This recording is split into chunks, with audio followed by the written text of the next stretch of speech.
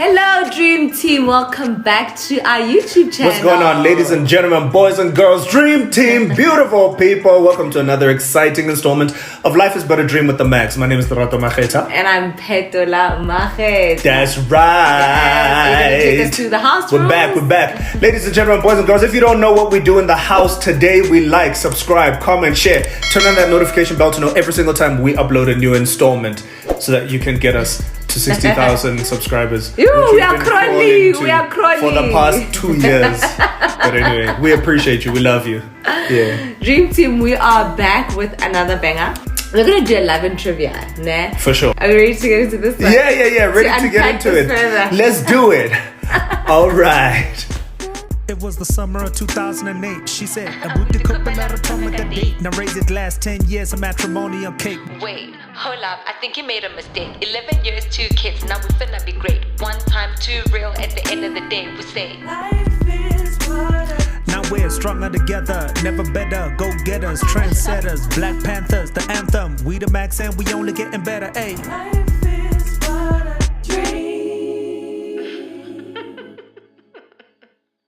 Okay, cool. Yeah. Who's going first? I'll go first. Cool. So, how does the internet impact the demands you put on your partner?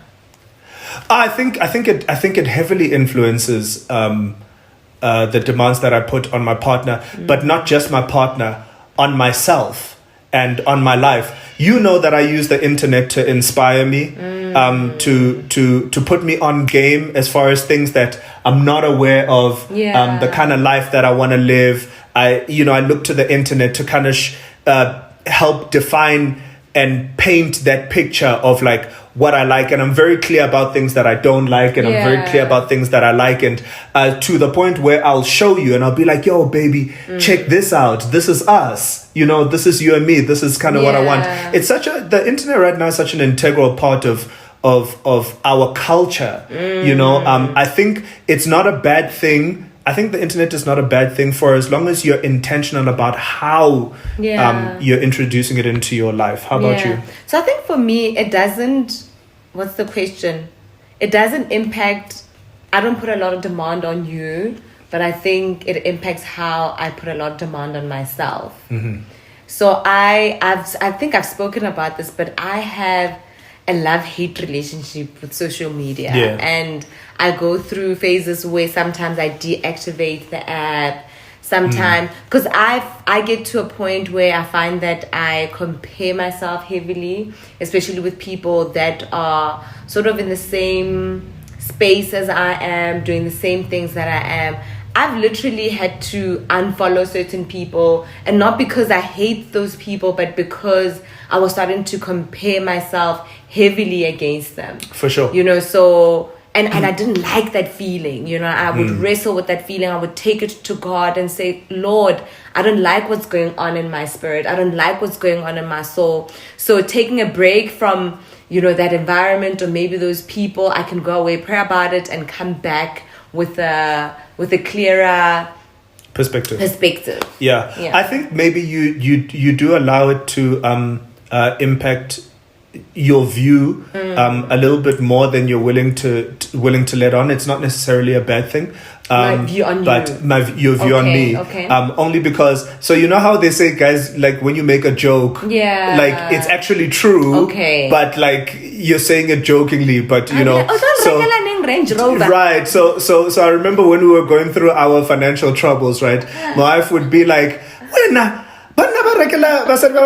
Rover, when now on data, you know what I mean? And I'm like, oh yeah, you know what I'm saying? So, but I think, and I don't know if guilty is the right word to use, but I think we all fall prey to what we expose ourselves to. True. You know what I mean? So whatever you're exposing yourself to is influencing you and influencing how your outlook on life and how you manage relationships and so on and so forth. Does a pattern of recurrent divorce in a partner's family matter? So if in my family, my sister's divorced, my mom is divorced, my uncles are divorced, and my brother's divorced, does it matter? So I think obviously from a fleshy perspective, I might be on some, whoa, generational curses vibes, you know. But I think if you know that we are operating in the finished work of the cross, that shouldn't really Come on, somebody. be what? Deterrent. A deterrent. For sure. Hey guys, that now my data bundles the English. No.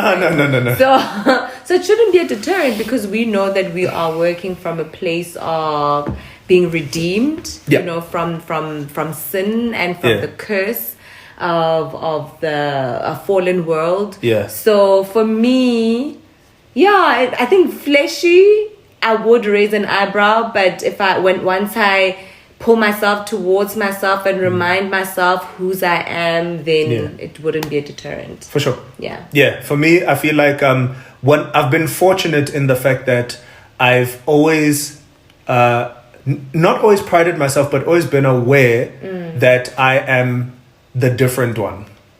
So for me, when I look at certain things like that, I'm hardly moved because I go, oh no, of course I'm supposed to look at that and feel some type of thing, but I'm like, it's never my story. Everybody could be going through something, but me. 1,000 may fall, 10,000 at your wayside, but it shall not come to you. Yes. Boo. Next one. Boo. Psalm 91. Let's do it. Oh. Okay. Spicy. I'm ready. Okay. Okay. Guys, I never know how to say this word. Okay. Your orgasms. Is it an orgasm? I sometimes say orgasm. Orgasm.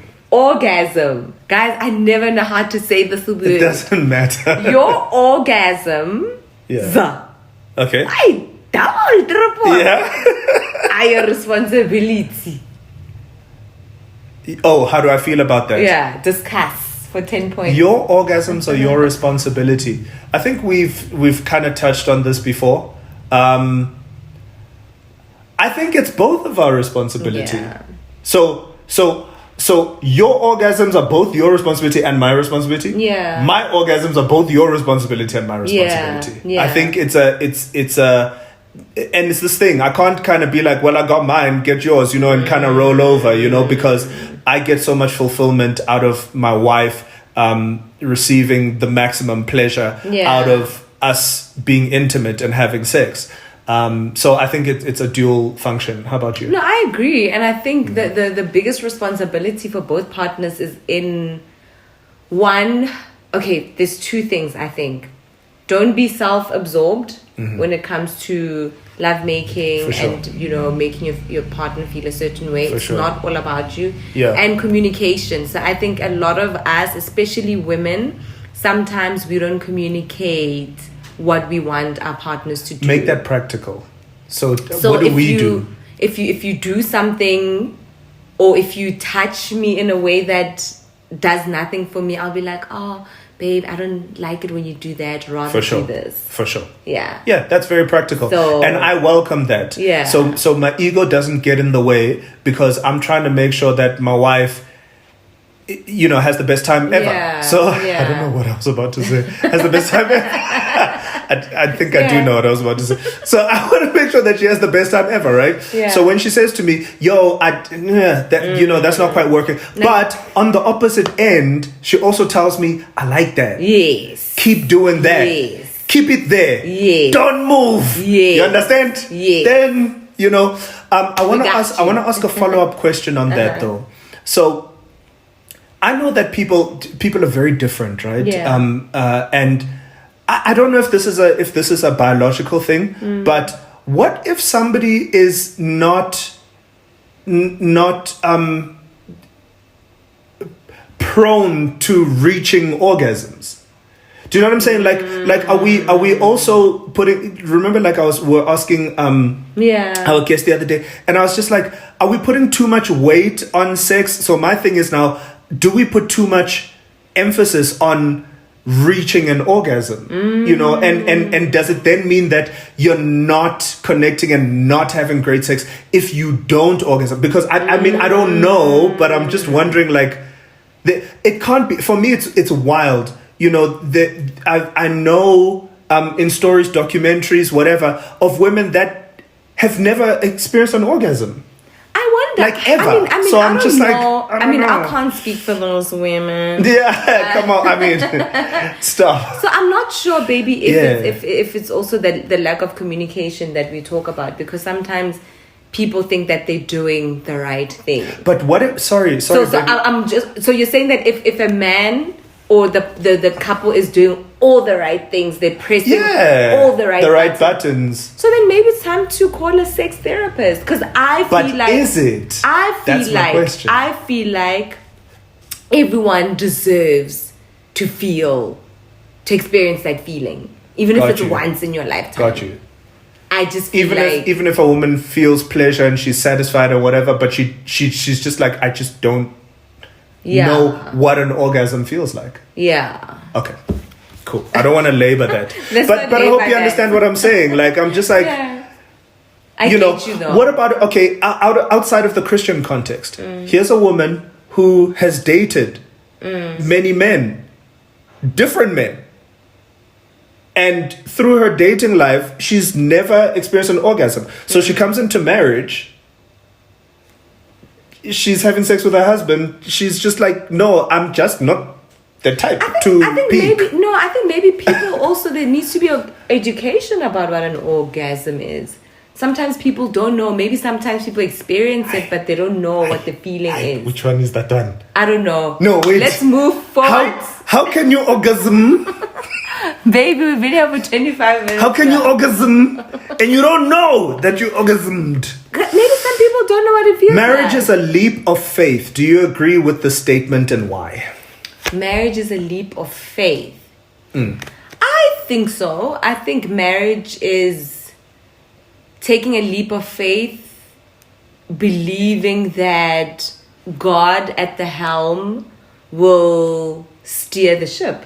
For sure. Right? Because you don't know this, well, let me not say you don't know this person, but I don't think that you can fully know a person. No, you can't. Right? Yeah. So it definitely is a leap of faith. 100%. Yeah. I think these pajamas are really cute, but they're hot and they're for winter. It's cloudy and cold today. Woo! I like Okay. that. Cozy. Yeah, it's definitely a leap of faith. Funny thing is, I didn't know at the time that I decided to get married that it was a leap of faith. Now I know. I'm like, no. This thing is a leap of faith. So if you don't know, you're welcome. Yeah. If you're unmarried, you're welcome. It's a huge leap of faith. Is dating while going through a divorce the same as cheating? Ooh, yes. Yes. Simple yes. Yes. Simple yes. Because you're still in the relationship. Yeah. It's not finalized. Yeah. Simple yes. Which, maybe one day we'll talk about divorce. Yeah. And in the godly context. Yeah. What does God say about Yeah. it? But yes, absolutely. Yes. While you are going through a divorce. Not even a discussion. What factors cause resentment when it comes to financial responsibility in relationships? Oh my gosh, we've spoken about this so much. Do we have to talk about it? No, guys, go watch our videos. Please go watch our videos. What factors cause resentment when it comes to financial responsibility in relationships? Too many. Guys, we speak about this all the time. Please just... Okay. What desire do you wish you had pursued or explored that you didn't desire? Oh, that's a good one. Desire. Yeah, I mean, a desire can be like, I desire to be a pop singer. You can still desire. What desire? Yes. Oh. Whoa, that's a heavy one. I think just being more adventurous. Yeah. I think I'm a little bit wild at heart, but I've tamed myself. Yeah. And I've allowed my surroundings to tame me in a way. I've allowed it. I'm taking responsibility for it. So marriage, including marriage, you know what I mean? And having kids, and I have very candid conversations with some people, with some friends of mine, and I'm like, guys, if I wasn't married right now, I'd be backpacking in India. Yeah. Like, I would be in shorts and I don't know, I'd be playing drums. Yeah. And discovering exotic foods, and like I would just be, and that for so me. I think we got married young. Ne? We got married old but young. Okay, I was 26, you were 24. Yeah. Right? But when we made the decision, you were 22, I was 24. Yeah. I wish I had enjoyed. No, say it. This is such an important conversation because we've been talking about it lately, I wish I had enjoyed my monies. Yeah. Yeah. When I was younger, because we started working, and then immediately we got married, and then we had all these responsibilities, and then we went through like a lot of financial issues. So I wish I had just, yeah, if you had a do-over. Enjoyed. My wife and I have been having a conversation. I'm so sorry, my love. Yeah. So my wife and I have been having a conversation about, and we always reach this conclusion, oddly enough, that maybe people should wait. I think people should wait, but Like- the challenge becomes in preserving your purity. So how do you wait well? Right? Yeah. I think, we got married because we really loved each other, and we wanted to have sex. Okay, I was about to say that we wanted to spend the rest of our lives with each other, right? But I think the fact that the sex issue was also a thing where we were like, I personally didn't know how we would date for about 5-6 years and still maintain our purity. For sure. Right? And I think that if in the church, if we can, because these teachings, man, I think we have to, there has to be a way of teaching us to wait well. Where we can say, yes, you can date for 5 years, for 6 years, for 7 years, without sex being a part of the equation. Yeah, shame. I think in defense of the church as an institution, I really do think that they go out of their way to provide tools. Yeah. Especially in premarital counseling, especially in youth, the youth ministry. Now, do I think that it can be spoken about more intentionally? Yes. Do I think we could go more into depth and? My love, can I say something? Yeah, for sure. So for sorry. sure. I hear what you're saying, right? But I think that just like in the world, we don't start having these conversations early on. With Lehakwe now, with these kids, go children's church. When do they start having the conversation about purity? By the time they start having the purity conversation, some of our kids have started having sex. And then now to tell kids and maybe the onus is on us as parents as well. We can't put it on the church to say the church needs to have a sex education. Like that part. We need to start talking about purity at this age. Hakwe is 9 now, going to 10. Yeah. When are we going to have the purity conversation? Yeah, because kids are having sex at 12. 12, 13. Yeah. So now we need to start having the purity conversation. I agree with you. Yeah. Discuss in what ways do you wish your children would not be like you? Actually, you go. Sorry. No, you go. No, you go. I wish that my children, and I try to teach them this intentionally without being overbearing about it.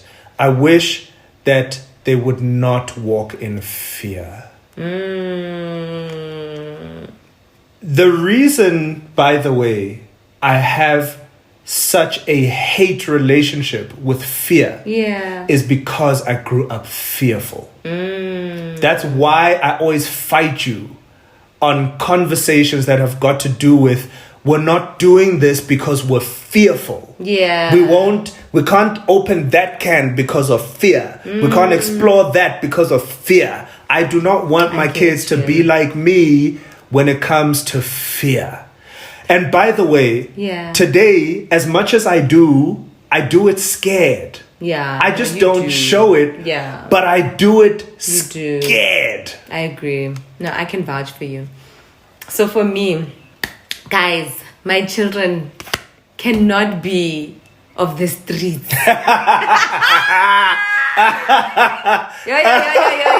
Yo, before Christ. You are out here.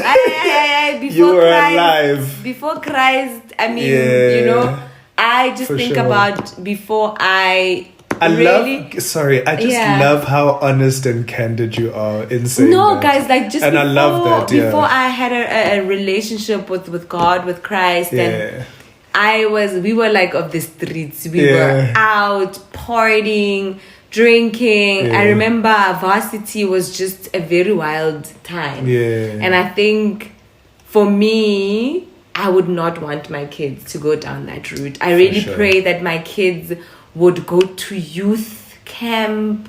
Yeah. My kids would be ministering at youth, praying for people, and you know, so because I just feel like I am here because of God's grace. You know, I mean, the way we would go out, I know, Definitely, you know, I mean, we would go out and we would drink, and the person driving would be under the influence, and we honestly could have died. Anything could have happened to us then. I just feel like it was reckless behavior, it was irresponsible, and just looking back at my life, I'm just like, I'm here because Jesus loves me.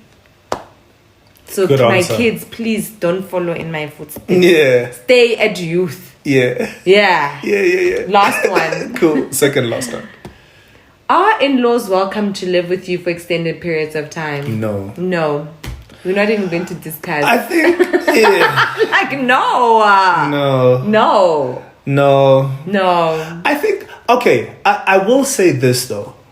I think maybe later in life. Okay. I think when I have this dream of like having this huge plot, right? When we can afford, you know, having like different condos on it, right? And having our parents live there and we take care of them, you know, but they're not in your house. Yeah. Like, you know, they're not telling you, why is the child wearing this? They should be wearing this. Like, I just, you know, because this is... Negotiating this is tough enough as is without having another, you know. I'm not even gonna labor. No. How do you feel about starting a business with a romantic partner? So I generally don't have an issue starting a business with my romantic partner. Why did you have to say personally? Personally, but I know that my romantic partner has an issue starting a business with me. That's not true. So, yes, it's true, guys. No, that's not true. So I believe that there's certain... And I'm glad we're having this conversation, guys, because it's a sore point in our marriage. No. No, we can talk. Let's talk. It's not a sore point. Talk. But I always have this conversation with Rat. I'm like, baby, I have an issue when black men die. Yeah. Their legacy goes down with them in the grave. We bury their legacy with them. Because if you look at a lot of black businesses, when the head of the home dies, after like a few years, the businesses just go down the drain. And I feel like it's as a lack of trust. By that, what do I mean? Let me qualify. Trust in a sense that the partner or the kids are not let into the day-to-day running, the operational side of the business. So when the business owner dies, then we have no point of reference. Are you done? I'll speak again after you speak. You think I'm done. So, yes, absolutely. The question is, how do you feel about starting a business with a romantic partner? I'm all for it. Yeah. Definitely, 120%. I have admitted on the show that I think we are definitely better together with my wife. And I think when I do let her in, there are things that move, you know, certain things happen. I do think that it's very important to understand that the world is big. Business is Broad. big. is broad. Opportunity is broad. Right now, there are more things that I'm involved with my wife on a business front than things that I'm not, right? And this is a very important point, guys. I think it is very important. It is very important to have something that's yours in a relationship. I think it's very, very important. It's very important to have something that is not used as leverage, especially when you guys are going through not so great times, and now it's like now the business masafa, and you guys aren't agreeing. Now you must tell me no, but what's going, because we were watching. I was showing my wife something. And this family were looking for a property, and the wife started this business, right? And the husband, you can tell that she brought the husband on, and she was like, I started this company, and if it wasn't for my hard work and my sleepless nights, and I was going, ooh, and this guy doesn't have anything that's his. That's problematic. In the same breath, I think with my wife as well, we've spoken about it before, where I felt like my wife was like in my things, right? And I'd be like, baby, get your own dream, like find your own thing. And I personally think that it is very, very important for her self-actualization that she does the same thing, and has something that is hers, and it's like, okay, this is ours, we share so much. We share children, we share 2 businesses, the Max being one, and another one that we're developing right now, and there will be many more that we do together. And there's something that I'm like, okay, here I don't want to negotiate with my wife because now she's had a bad night, and in the morning, but because she's a partner, now I must negotiate. I'm like, no, I'm not no, this is the way we're moving. So I think, what was the question? Starting a business with a romantic partner. Yeah. I'm a huge advocate of that, especially if you are obviously building legacy and want to leave something for your children and children's for generations to come. So I don't have an issue with you not wanting me to be anything in this business. I don't have an issue. But I'm like, I feel like you have a responsibility to let me in on certain things so that should anything happen to you, then we can continue running these businesses. And so where is the lack of trust? Because I feel like the lack of trust. Hear me out. So the lack of trust is that you don't trust that I will have set things up in a way that my family is protected should anything happen to me. So it's not me not trusting you, it's you not trusting me. I just feel like if I'm thrust into it and I don't understand what's going on in the business, that's why, guys, you see with Jewish people, Muslim people, they'll take their kids to work. The kids are working at the shops at the age of 5, 6, 7, 8, 9, 10 because they're getting entrenched into the business. And I believe that that's why there's so much, there's such a huge success rate in terms of the longevity and carrying the business into generations to come. You're right. Whereas as black people, as abantu bamnyama, we don't do that. Motho o tla bulukiwa le butchery ya hae, le bottle store ya hae, le, I think part of the problem is that we also, as black men, don't necessarily empower our kids and our wives, which is not the case here. And this is why I don't think that this is the same conversation. We're not having the same conversation because how much more power is there in me running my business, empowering you? Actually, we are empowering each other. It's not like I'm empowering you, right? You are empowering me with your skill set to run my business. I can empower you with your skill set to run your business. We can grow our empires, and at some point we can collaborate. Because this is the way that I see it. Beyonce is not going Jay-Z, why aren't you letting me into your affairs? You don't know that. No, trust me. No, trust me. Because he's busy, guys. Yeah. Jay-Z's busy. But do you know who else is busy? Yeah. Beyonce. Yeah. You're not gonna find Jay-Z like, let me take a look at the spreadsheet. No, because they're busy, guys. So it's just a level of thinking. Yeah. It's this, and I'm like, no, I'm taking it to the top. Yeah. Yeah. You're taking it to the top. Yeah. We can't be Petty. no, guys, because if I imagine that Beyonce, when she needs something and she knows that Jay-Z's got a whole team, she goes, baby, listen, I need this and that and that. He's like, I got you. Yeah. It's done.